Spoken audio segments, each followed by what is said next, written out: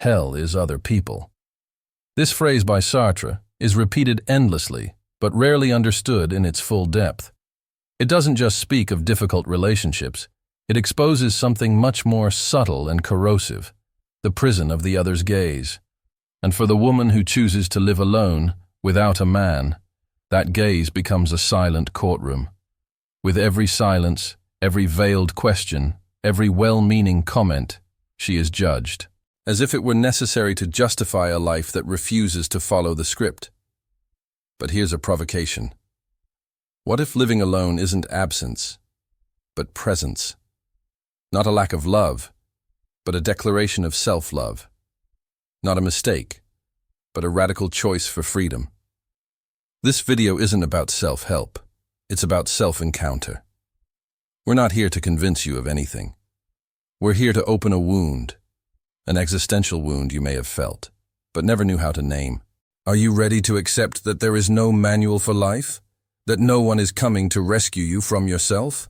That your freedom is both your greatest gift and your curse? Because, as Sartre said, man is condemned to be free, and so is woman, especially when she chooses to live without a man by her side. Not from lack, but from refusal. Refusal to be defined by roles. Refusal to hide in normativity. Refusal to live for others. In this video, we will dismantle the myths about female solitude and reveal the truth. Living alone, when it is an authentic choice, is an existential act of courage. We'll dive into 7 provocative blocks, each leading you deeper into self-awareness, the weight of your choices, and the possibility of living with authenticity. You don't need to be understood. You need to be free. The condemnation to freedom. No one chooses to be born. You are simply thrown into the world. Without a manual, without a script, without a promise of happiness. And yet, from the moment you exist, everything you do, or fail to do, is your responsibility. Sartre called this the condemnation to freedom. Because even if you try to escape it, you can't. Freedom is embedded in the very fact of being alive. But here comes the paradox. If we are free, why do so many people live as if they're trapped? Why do so many women repeat patterns they never chose? Why does the idea of living alone without a man still cause so much discomfort, both in others and in themselves? The answer lies in something we often avoid. Freedom is unbearable. Because it forces us to choose. And choosing, as Sartre said, is choosing oneself. When a woman chooses to live alone, she's not just saying no to a man. She's saying yes to a life without guarantees, without the crutch of tradition, without the excuse of social expectation, without the protection of a romantic narrative. She looks into the abyss of existence and says, I am responsible for myself, and that's terrifying. Because in that choice, there's no one else to blame. If life goes wrong, it's not the husband's fault, or the father's, or society's. It's hers. And at the same time, if it goes right, it's hers too. That's why Sartre states, it's not what they did to you that matters. It's what you do with it.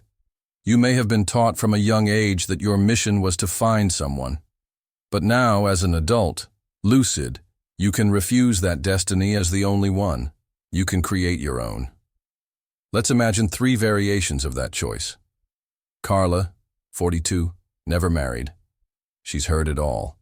That she's too picky, that she's selfish, that she'll end up alone. But she's never felt alone, because she built a life that makes sense to her. Art, travel, friends, silence. She's not waiting for anyone. She's fully present for herself. Marina, 35, left a 7-year marriage. Not because it was terrible, but because she looked in the mirror and realized, I'm no longer this woman, and I can't stay tied to a story that's already over. Today, she lives in a small apartment where every object has meaning, and every decision is hers. Irene, 55, spent half her life for others, kids, husband, work. Only now, with an empty house, did she decide to live alone. For the first time, the bedroom is hers, and that both scares and frees her. These stories are not glamorizations of solitude. They are portraits of courage, of women who accepted the burden and the beauty of freedom. And you? What would you do if there were no more excuses? No tradition to protect you, no romantic love to distract you? Can you endure the silence of a life that is entirely your own? The weight of the other's gaze. Sartre warns us, the other turns me into an object. When someone looks at me, I cease to be pure freedom and become that woman who lives alone, the one who never married, the one who must have a problem. I'm reduced to what they see in me, to what they project onto me. This is the weight of the other's gaze. For the woman who lives alone, this gaze manifests like a heavy cloud, sometimes almost invisible, but always present. It's the aunt's subtle comment, "But you still have time." It's the married friend's uneasy glance, "I could never do it." It's the doctor's question, "Do you have children?" It's the algorithm that only shows you perfect weddings and romantic getaways. You feel like you must explain your life, justify your choice. As if the absence of a man at your side needs to be compensated by an impeccable career, a fit body, constant happiness. But here's the truth. Society still measures a woman's worth by the place she occupies in someone else's desire. If you are not desired, married, chosen, you are invisible. Or worse, you are seen as a threat. The solitary, autonomous woman disrupts the system because she is a reminder that another life is possible. And that's disturbing. It's easier to call her selfish, difficult, cold than to admit she may have made a more authentic choice than most. Remember what Sartre wrote, "I am always what I am not, and I am what I choose to be." That means the other's gaze can't define you, unless you let it. But how do you resist? How do you endure constant judgment? 3 possible paths. Lucid acceptance. Don't run from discomfort. Acknowledge that there will be looks, questions, judgments, and choose to be who you are anyway. Ongoing self-definition. Remind yourself daily that you are not a role or a label. You are a work in progress, a being for itself. Only you decide what that means. Symbolic subversion. Turn solitude into presence. Live with style, strength, tenderness, so that your existence doesn't apologize, but inspires. You don't owe anyone anything. Your worth does not depend on family approval, the algorithm, or cultural expectation. You exist, and that is enough. But do you believe that? Or are you still hostage to the need for validation? Bad faith and the female role.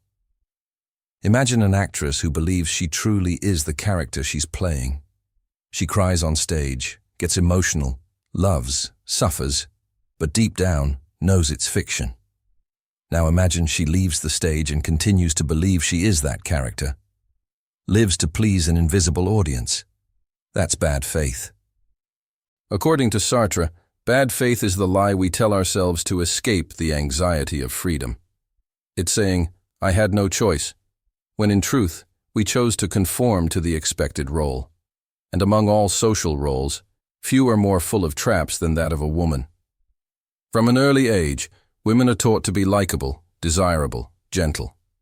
To perform the femininity others expect to see. And one of the most celebrated performances is still the woman who has a man, the wife, the girlfriend, the mother. The woman who lives alone is the opposite of that. She disrupts the stage. She says, "I won't play this role anymore." But for many, that rupture is unbearable. So even when they're alone, they keep performing. They say they don't want a relationship, but scroll through dating apps looking for validation. They say they're independent, but are afraid to go to a restaurant alone. They claim they're fine on their own, but still dream someone will show up to complete them. That's bad faith in its most subtle form. The woman who refuses to admit she's still tied to the need to be chosen. Sartre challenges us to embrace freedom with all its consequences. That includes recognizing when we're running from ourselves, Here are 3 common examples of female bad faith. Lucia, 38, says she loves being single, but every day, before leaving the house, she dresses like she's going on a date. Not for joy, but out of fear of not being noticed. Deep down, she still measures her worth by someone else's desire. Deborah, 29, says she doesn't believe in marriage, but feels jealous when her friends get married, not because she wants it, but because she learned that it means success. Helena, 46, lives alone and has a solid career, but avoids talking about it at family gatherings, pretends she's still looking for someone. It's easier to say that than to face silent judgment. These women aren't hypocrites. They're human. We all fall into bad faith at times. What matters is what we do when we notice it. Sartre would say, recognize the bad faith, expose the lie, refuse the role. You are not a mother by obligation, nor a wife by destiny, nor single by accident. You are what you choose to be, even if that choice scares you. So, who are you when no one's watching? Are you living a role or a project? The nausea of solitude and the power of authenticity. There comes a moment when the silence of the house is no longer peace. It's an abyss. You sit on the couch. No notifications, no voices, no urgent tasks, and suddenly you feel something strange, as if everything lost its meaning. The cup on the table, the clock on the wall, your body sitting there. Everything feels too heavy, for no reason, with no direction. Sartre would call this nausea. It's not sadness, not common loneliness. It's something deeper. The confrontation with the absurdity of being. It's when you realize that nothing has an inherent essence, not the cup, not the clock, not you. You exist. And that's it. You weren't made for something. You weren't born with a mission. You have to create your own meaning. And that, at the same time, gives you power and vertigo. That is the price of authenticity. Being authentic isn't being yourself. It's bearing the emptiness that exists before every choice. It's realizing there's no right path. There's only the path you build, step by step, with your decisions. The woman who lives alone, by stepping away from ready-made roles, faces that emptiness directly. She can no longer hide in, I'm busy with the family, or my husband needs me, or when I have kids, it'll all make sense. She has to answer the question, who am I when nothing defines me? And that question has no fixed answer. Because, as Sartre said, the human being is what they are not yet. You are always becoming. A project, not a product. At that point, solitude stops being a burden and becomes a tool. It is in the silence that the true questions arise. It is in the absence that presence is revealed. It is when no one looks at you that you can finally see yourself. But it requires courage, because authenticity is expensive. It demands that you abandon the comfort of norms, of approval, of applause. And many times, it leaves you exposed. Because by living authentically, you assume the risk of being wrong, of regretting, of being misunderstood. But you also gain something no social structure can offer. Integrity. The feeling of being whole within yourself, not as someone who is finished, but as someone who is awake. So next time the silence feels heavy, try not to fill it with distractions. Feel the nausea. Let it speak. It's not destroying you. It's showing you that you are free. Free to create meaning. Free to be not what they expect, but what makes sense now. Even if that changes tomorrow. Because there's no authenticity without risk. And you? Are you willing to take the risk? Social pressure versus personal project. You wake up early. Work. Take care of yourself. Pay bills. Organize your life. All this seems normal. But all the while, there's an invisible force pushing you, like an underground current. It tells you, you need to be in a relationship. You need to have children. You need to fit in. This force has many names: family, religion, culture, media. But all with the same goal: to make you believe there is only one right way to live, and that if you don't follow that path, you are wrong. Incomplete.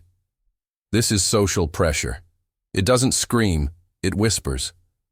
It hides in the subtlest gestures, in the lack of invitations to couples' dinners, in people's surprise when they learn you live alone, in the way they look at you when you say, "I don't want to get married."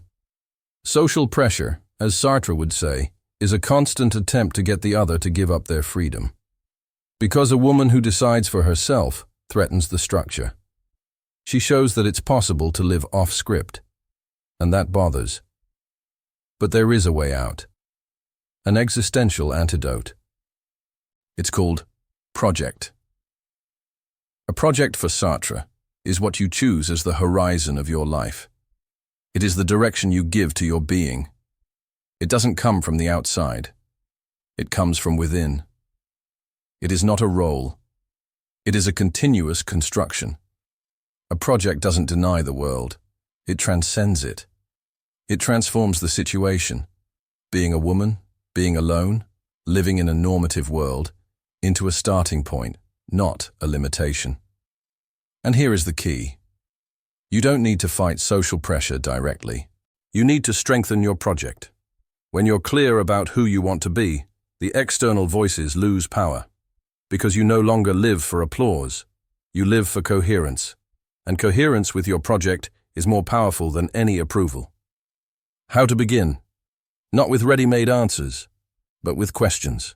Questions that displace you, expose you, provoke you. If no one expected anything of you, how would you choose to live? What gives your life meaning even when no one is watching? Are you living out of fear or desire? Write down these questions. Reflect on them in silence. Not to reach final answers, but to get closer to yourself. Because only when you recognize yourself as the author of your own story does social pressure become background noise, not the soundtrack. You can live to fit in, or live to expand. The choice is yours. In fact, it always has been. The freedom of being alone. Being alone is not the same as being abandoned, but for many people, especially women, these concepts have been fused since childhood. Solitude was taught as punishment, as failure, as the consequence of not being chosen. But what if it's the opposite? What if solitude is raw freedom? When you're alone, no one is watching you. No one is measuring your performance. No one is shaping your gestures. It's just you, with your desires, your wills, your hesitations. That can be scary, because without the other as a mirror, the only reflection left is that of your own existence, raw, unadorned, but it's in that mirror that freedom becomes clearest. Sartre wrote, "To be free is to be oneself as an absence to be filled." In other words, freedom is not what you have, it's what you do with the emptiness between what you are and what you can become. Being alone is not absence, it is space. Space to hear what's been silenced for years. Space to desire without guilt. Space to change your mind. Space to create. And here's a powerful paradox. The more capable you are of being alone, the freer you are to choose to be with someone, not out of need, but from overflow, not out of fear, but from clarity. A woman who knows how to be alone is dangerous because she doesn't negotiate her essence. She doesn't enter relationships to fill holes, but to expand horizons. She doesn't adapt to just any kind of affection. She chooses, and that transforms not only how she lives, but how she is seen. But note, the freedom of being alone is not automatic. It takes practice, it takes time, and above all, it takes facing the discomfort of having no guarantees. You'll hear questions like, "Don't you miss someone? What if you get sick? What about when you get old?" Society uses fear as an argument, but you can answer with presence, with choices. With the steadiness of someone who knows that freedom has a price, but also a beauty only those who pay it can know. You don't need to explain your solitude. It's yours. And if lived lucidly, it becomes power. Being alone might be your greatest act of self-love. So instead of asking when someone will arrive, ask yourself, what can I create, discover, live, now that I am whole with myself? Choice, responsibility, and the courage to be you've made it this far. That alone is already a choice. Even if unconscious, even if hesitant, something in you desires more than just following the script. And that's the turning point. Sartre reminds us, it doesn't matter what they did to me, but what I do with what they did. You may have been raised to care for others, taught to dream of marriage, may have spent decades living out expectations that weren't your own. But now, there's a choice before you. The choice to exist with responsibility. Responsibility not in the moralistic sense, but in the existential sense, responding to your own freedom. Owning that every step, every decision, every refusal builds who you are. And that construction is not passive. You are not a being to be discovered. You are a being to be invented. And the woman who lives alone, when she chooses it lucidly, is not just single. She is an act, a living statement that it's possible to say yes to oneself. But living with responsibility is not easy. It's easier to go with the flow, more comfortable to blame fate, men, culture, biology, more practical to wear the role and say, I am this way because it's always been this way. But the price of comfort is the loss of self. Responsibility demands courage. Courage to own your choices. Courage to start over. Courage to say, I chose this. And if it's not good, I can choose again. And maybe that's the most radical freedom, the freedom to change. You may have wanted marriage, may have had intense relationships, may have dreamed of a traditional family. None of that stops you from wanting something else today, from wanting to be alone, from wanting to be with yourself. Because your identity isn't set in stone, it's written in sand, and you have the right and the duty to redraw it whenever necessary. That's the challenge, to live without guarantees, but with presence, without ready-made truths, but with authenticity. You don't need to be a good woman. You need to be a whole woman. So now, take a deep breath. Close your eyes if you want, and ask yourself, with brutal honesty, who am I choosing to be today? Not who they expect, not who you were yesterday, but who you are deciding to be now. If the answer comes with anxiety, that's okay. Anxiety is a sign of freedom. You are alive, and that's more than enough. Living alone, without a man, is not just a civil status. It is an existential position. It's a way of being in the world that refuses passivity, conformity, and being a supporting character in your own story. You've seen that freedom is not light. It hurts. It demands. But it also liberates. You've crossed 7 layers. The condemnation to freedom, the weight of the other's gaze, the bad faith that hides truth, the nausea that reveals the absurd, the social pressure that tries to mold you, the freedom of solitude as silent revolution. And finally, the courage to be, to invent yourself, with responsibility. The woman who lives alone is a gesture that affirms, I exist beyond the desire of others. I exist even when I am not understood. I exist as freedom in living flesh. And now, everything returns to you. You can keep waiting for the world to change, or you can decide to be the world that changes.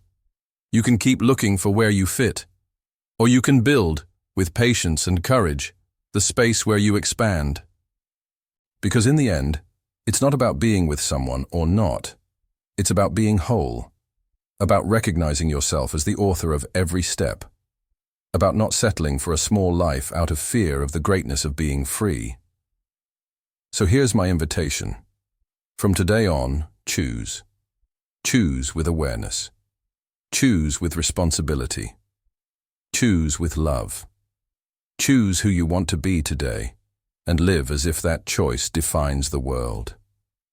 And if you want to share in the comments, what are you deciding to let go of? And what are you ready to build? Because no one is going to live your life for you.